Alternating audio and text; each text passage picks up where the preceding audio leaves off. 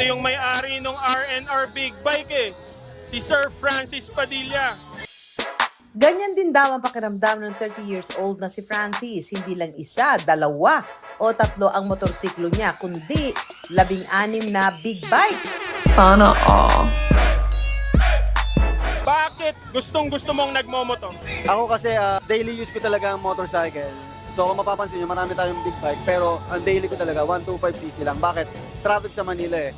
So medyo sawa na tayo sa big bike kasi ever since 2010 naka 400cc na tayo. So medyo nakakapagod na. So marami kang ginagawa. 125cc talaga ang the best para sa akin.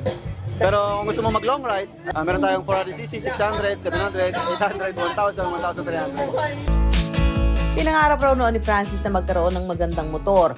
Pero dahil sa estado ng kanilang buhay, hindi ito maibigay ng kanyang mga magulang. Hanggang sa tumuntong siya sa kolehiyo at naging working student. Dito na niya tinupad